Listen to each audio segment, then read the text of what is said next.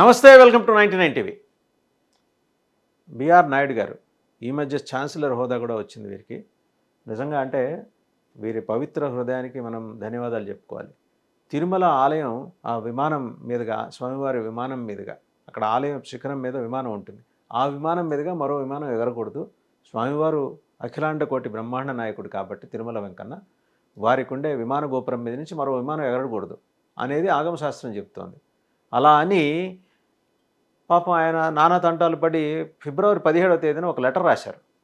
ఎవరికి? Union aviation మినిస్ట్రీకి ఒక letter రాస్తూ తిరుమలని నో ఫ్లై జోన్గా విమానాలు ఎగరకుండా ఆ ప్రాంతంలో చర్యలు తీసుకోవాలని కోరుతూ, నో ఫ్లై జోన్గా ప్రకటించాలని కోరుతూ మినిస్ట్రీ ఆఫ్ సివిల్ ఏవియేషన్కి లెటర్ రాశారు ఫిబ్రవరి 17న. The temple board chairman said aerial activities for the temple are disturbing its sacred atmosphere. పవిత్రతని దెబ్బతీస్తున్నాయి. TTD recently removed non Hindus appointed in the board considering religious sentiments. ఇవన్నీ మనకు తెలిసిన కథలే. The chairman of Tirumala Tirupati Devasthanam board has written to the union aviation civil aviation minister urging him to declare the Tirupati temple premises as no fly zone as aerial activities disturb the sacred atmosphere. బాగానే ఉంది. దీనికోసం ఆయన tweet కూడా చేశారు మళ్ళీ TTD నుంచి chairman BR Naidu గారు. ఆ ట్వీట్ కూడా మీరు పక్కన చూడొచ్చు. ఎప్పుడు మార్చి 1వ తారీఖున ట్వీట్ చేశారు. In his letter to the union civil aviation minister K Rammohan Naidu గారు, అదృష్టవశాత్తు ఆయన కూడా మన తెలుగు వారే, కేంద్ర పౌర విమానయాన శాఖ మంత్రి, శ్రీకాకుళం నుంచి ఎంపీ. అండ్ అంతకుముందు కూడా అశోక్ గజపతిరాజు గారు చేశారు పౌర విమానయాన శాఖ మంత్రిగా, తెలుగు వాళ్ళే. సరే, వారికి ఇప్పుడు రామ్మోహన్ నాయుడు గారికి లెటర్ రాస్తూ ఈయన కూడా బిఆర్ నాయుడు గారు, ఈయన లెటర్ రాస్తూ, అయ్యా చైర్మన్ హోదాలో నేను లెటర్ రాస్తున్నాను. స్వామివారి ఆలయ గోపురం మీద విమానం ఉంటుంది. అది ఆనంద నిలయం పైన ఉండే విమానం. ఆ విమానం సాక్షాత్తు శ్రీ మహావిష్ణువు వైకుంఠం వెళ్ళి రావటం కోసం నిర్దేశించిన విమానం అది. ఆ విమానం మీదుగా మరో విమానం ఎగరటాన్ని మేము అంగీకరించం. ఇది ఆలయ పవిత్రతకి, శాంక్టిటీకి, ఆగమశాస్త్రం యొక్క శాంక్టిటీకి సంబంధించిన వ్యవహారం, ధార్మిక వ్యవహారం, మా విశ్వాసాలు ఇవి అని చెప్పి పాపం లెటర్ రాశారు. The temple premises must be declared as a no fly zone considering Agama Shastra and the sentiments of devotees. Low flying planes, helicopters and other aerial activities on the Tirumala hills are disturbing the sacred atmosphere around the శ్రీవారి temple. నిజమే వారు చెప్పింది. తాపకి అసలు ఒకటండి, అఖిలాండ కోటి బ్రహ్మాండ నాయకుడు ఆయన వచ్చి ఈ భూమండలం మీద ఇక్కడ నేను స్థిర నివాసం ఏర్పరచుకుంటానని చెప్పి ఎంచుకున్న 7 కొండలు అవి. దాని మీద ఆయనకంతా ఉన్నతంగా ఉండేది ఏది ఉండదు ప్రపంచంలో. మరి అలాంటప్పుడు ఏ రకంగా అక్కడ విమానాలు ఎగరటానికి అనుమతిస్తారు? ఇవన్నీ పాపం ఇంత కష్టపడి అటు ఇంగ్లీష్లోనూ లెటర్ రాసి ఇటు తెలుగులో అందరికీ చెప్పి ఆయనకు తెలిసిన భాషల్లో అందరికీ ఫోన్లు చేసి మాట్లాడిన పాపం ఆయన కంఠశోష మిగిలింది. మొన్న మే 10వ తేదీన 12 విమానాలు ఎగిరాయండి, జస్ట్ 2 hours గ్యాప్లో. మరి ఆయన రాసిన లెటర్ ఏమైందండి?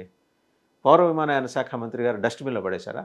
అంటే శ్రీవారి ఆలయం అంటే మీరు సనాతన ధర్మానికి కట్టుబడిన మరి మీ ప్రభుత్వం, ఇక్కడ 2 ఇంజన్లు, అక్కడ 2 ఇంజన్లు, మొత్తం 4 ఇంజన్ల ప్రభుత్వం మీద నడుస్తున్నది. మరి మీ ప్రభుత్వం స్వామివారి ఆలయం మీదుగా, ఆలయ గోపురం మీదుగా విమానాలు ఎగరకూడదు అని చెప్పి చచ్చి చెడి అంత పెద్ద లెటర్ ఇంగ్లీష్లో రాసి అందరికీ అర్థమయ్యేలా చెప్పి బోర్డు మెంబర్స్ ద్వారా లాబీ చేయిస్తే 12 విమానాలు ఎగురుతాయా? అంటే బిఆర్ నాయుడు గారుని మీరు బీలిటిల్ చేయటం కాదా? కొన్ని కోట్ల మంది హిందువుల మనోభావాలకి ఆయన ప్రతినిధి. ఆ రోజు ఆయన మా చైర్మన్, టీటీడీ చైర్మన్. మా చైర్మన్ని బీలిటిల్ చేసే విధంగా, అవమానపరిచే విధంగా 12 విమానాలు ఒకే రోజు 2 గంటల వ్యవధిలో. అది కూడా పోనీ ఇంకెవరన్నా సాక్షి వాళ్ళు రాశారనుకుంటే పోనీ పొరపాటు పడవచ్చు. మీ అనుకూల మీడియా అనే పేరు పడ్డ మీడియాలోనే ఆ కథనం కూడా వచ్చింది. ఏమంటారు ఇప్పుడు నాయుడు గారు దీని మీద? మీరు ఏమన్నా మరి ఇంకొక నాయుడు గారితో, కింజరాపు రామ్మోహన్ నాయుడు గారు, కేంద్ర పౌర విమాన శాఖ మంత్రి, వారితో ఏమైనా మాట్లాడారో లేదో మాకు తెలియదు. పాపం మీరేం రాశారు ఇంకా దాంట్లో? Declaring Tirumala a no-flying zone is a crucial step toward preserving the sanctity, cultural and spiritual heritage of the sacred shrine. ఎప్పుడండి అక్కడ ఉన్నది ఎవరండి? పురాతనుడు, సనాతనుడు, పుట్టుక తెలియనివాడు, ఆద్యంతరహితుడు, మొత్తం కలియుగాంతం అంతా అయిపోయిన తర్వాత మళ్ళీ వైకుంఠంలో వెళ్ళి ఆదిశేషు మీద శయనించేవాడు. ఇప్పుడు ఆ ప్రస్తుతం వైకుంఠంలో ఆ పోస్ట్ అలా ఖాళీ పెట్టి ఇక్కడ మన కోసం వచ్చి కూర్చున్న ఆయన ఆలయం మీద ఒక ఆలయ శిఖరం, ఆ శిఖరం మీద మరి ఆ గోపురం మీద విమానం ఉంటుంది. ఆ విమానం సాక్షాత్తు అది చూస్తే స్వామిని చూసినట్టే. ఒకసారి అంతరాలయంలోకి వెళ్ళి స్వామిని దర్శించే భాగ్యం లేని వాళ్ళు అది చూసి దండం పెట్టుకుని వెళ్ళిపోతారు. ఆ రష్‌లో చూడలేకపోయామనే బాధ లేకుండా. మరి ఆ విమానం కన్నా పైన విమానాలు, మానవులు ఎక్కే విమానాలు ఎగురుతాయంటే ఎవరికి మాత్రం కోపం రాదు. ఆయనకి కోపం వచ్చింది అంటే ఆయనేమి కడుపులో దాచుకునే రకం కాదు. ఎంబడే లెటర్ రాశారు. మొహమాటం లేకుండా లెటర్ రాశారు. మన రామ్మోహన్ నాయుడు గారే కదా! ఫోన్ చేసి చెబితే చాలనుకోలే ఆయన. ప్రతిదీ పద్ధతిగా ఉండాలనుకున్నారు, రాశారు. మరి ఆయన రాసిన దాన్ని మరి కేంద్ర ప్రభుత్వం ఏం చేస్తోంది? కేంద్ర పౌర విమానయాన శాఖ మంత్రి కింజరాపు రామ్మోహన్ నాయుడు గారు ఏం చేస్తున్నారు? రేపు ఎలాగో మహానాడుకి వస్తారు కదా! అప్పుడైనా మాట్లాడతారా? ఈ లోపల ఏమైనా దీని మీద చర్యలు తీసుకుంటారా? రామ్మోహన్ నాయుడు గారు ఇది వందల కోట్ల హిందువుల మనోభావాలకు సంబంధించి తిరుమల వెంకన్నని ఇంటి దైవంగాను, ఇంటి మనిషిగాను చూసుకొని, సొంత మనిషిగాను చూసుకునే వందల కోట్ల మంది హిందూ మనోభావాలకు సంబంధించిన వ్యవహారం. మీది దీంతో దయచేసి హిందువుల మనోభావాలతోటి ఆటలాడొద్దు. ఆగమశాస్త్రం ఒప్పుకోనప్పుడు, స్వామి కన్నా ఉన్నతమైనది ఏది ప్రపంచంలో లేనప్పుడు మీరెలా ఇక్కడ ఇన్ని కోట్ల మంది భక్తులు ఆయన్ని దర్శించుకుంటుంటారు. ఒక్కసారి ఆపద మొక్కుల వాడిని చూస్తే తమ కష్టాలన్నీ తీరిపోతాయని ఎక్కడెక్కడి నుంచో వస్తుంటారు. అలాంటి ఆలయానికి ఒక శాంక్టిటీ, ఒక పవిత్రత ఉంటుంది. దానికి ఒక ఆగమశాస్త్రం ఉంది. దానికి పండితులున్నారు, విద్వాంసులున్నారు.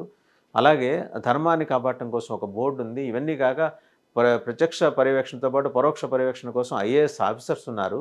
ఇంతమంది ఉండి ఇన్ని కోట్ల మంది భక్తులున్న మా తిరుమల వెంకన్న ఆలయం మీద నుంచి విమానాలు ఒకే రోజు 2 గంటల వ్యవధిలో 12 గంటల విమానాలు లో ఫ్లయింగ్ ఫ్లైట్స్ ఎగురుతుంటే ఏం చేస్తున్నారు సార్? మీరు అనొచ్చు ఇది ఇది రెస్ట్రిక్ట్ చేస్తే తిరుపతి ఎయిర్పోర్ట్ రాకపోకల్ని నియంత్రించినట్టు అంటుంది. దూరం పెట్టుకోండి. మీకు కావలసినట్టు అమరావతిలో ఇంకో 44,000 ఎకరాలు ఎలా ఎక్స్టెండ్ చేసుకుంటూ వెళ్ళారు, ఈ ఎయిర్పోర్ట్ కూడా ఎక్స్టెండ్ చేసుకుంటూ వెళ్ళండి. ఇంకొక రేణిగుంట కాకపోతే మరొకటి. అంతేగాని మాకు కుదరదు కాబట్టి వెంకటేశ్వర స్వామి మీద నుంచే మేము విమానాలు ఎగిరేలాగా చూస్తాము అనే వితండవాదానికి వెళ్తే ధార్మిక సంస్థలు ఊరుకోవు, భక్తులు ఊరుకోరు, వెంకన్న భక్తులు అసలు ఊరుకోరు. వాళ్లకు ఏంటంటే వాళ్ళ మాట ఆళ్లే వినరు. అక్కడ దాకా తెచ్చుకోవద్దు. మా చైర్మన్ గారు, మా టీటీడీ చైర్మన్ గారు మీకు లెటర్ రాశారు. లెటర్ రాసిన తర్వాత మీ నుంచి మరి ఏం రెస్పాన్స్ ఆయనకి ఇచ్చారో అది మీరు పబ్లిక్ చేయాల. అది అలా ఉండగా మళ్ళీ 12 విమానాలు మొత్తం మీడియా అంతా కొడే కూసింది. హిందువులంటే అంత చులకనగా ఉందా కేంద్ర ప్రభుత్వానికి? తిరుమల వెంకన్న అంటే ఏంటి ఏమనుకుంటున్నారు? ఆయన శక్తి ఏంటో మీకు తెలుసా? ఎందుకు అనవసరంగా ఆయనతో పెట్టుకుంటారు? ఆయనతో పెట్టుకుంటుంటే ఆయన భక్తులతో పెట్టుకోవటం. ఆయనతో పెట్టుకున్న ఆయన ఏమండు? ఆయన భక్తులతో పెట్టుకుంటారు. భక్తులకు మనోభావాలు ఉంటాయి. ఆ ఆలయానికి ఒక ఆగమశాస్త్రం ఉంటుంది, ధర్మం ఉంది, జీయర్లు ఉన్నారు, అండ్ టీటీడీ బోర్డు ఉంది. Learned people are there and committed chairman BR Naidu garu is there. కేంద్ర పౌర విమానయాన శాఖ మంత్రిగా కింజరాపు రామ్మోహన్ నాయుడు గారు తక్షణం దీని మీద స్పందించాలి. 12 విమానాలు ఒక్కసారిగా స్వామివారి ఆలయ శిఖరం మీద నుంచి ఎగురుతూ వెళ్ళటం ఏంటండి? మే 10వ తారీఖు డేట్ కూడా చెప్తున్నాను, 1 వీక్ అయింది. దీన్ని అర్జెంటుగా అడ్రస్ చేయాలి. బిఆర్ నాయుడు గారు కోరిన, అలాగే ఆయన కొన్ని వందల కోట్ల మంది హిందువుల తరఫున, ప్రపంచవ్యాప్తంగా ఉన్న వందల కోట్ల మంది హిందువుల తరఫున ఆయన మాట్లాడింది. ఆయన కేవలం భారతదేశమే కాదు, ప్రపంచవ్యాప్తంగా ఉన్న ఆయన విజ్ఞప్తికి సంబంధించి లిఖితపూర్వకంగా రాశారు. ఆయన ఒక అభ్యర్థన చేశారు. ఏమైంది అది? దానికి ఏం సమాధానం చెప్తారో కేంద్ర పౌర విమానయాన శాఖ మంత్రిగా మీరు చెప్పండి. ఇదే అశోక్ గజపతిరాజు గారు అయితే ఇన్నాళ్ళు చేయరు. ఆయన దృష్టిలో ఏదైనా సమస్య తీసుకెళ్తే వితిన్ నో టైం వాటిని అడ్రస్ చేసేవారు. మీరు కూడా అలా అడ్రస్ చేస్తారని హిందువులందరూ భావిస్తున్నారు. మీరు కూడా నుదుటను చక్కగా ఇంత బొట్టు పెట్టుకొని హిందువుగా హిందువులందరూ గర్వించే హిందువుగా కనపడుతుంటారు కాబట్టి మీకు ఈ సున్నితమైన అభ్యర్థన చేస్తున్నారు భక్తులందరూ. మీరు కూడా దాన్ని మన్నిస్తారని ఆశిస్తున్నాం.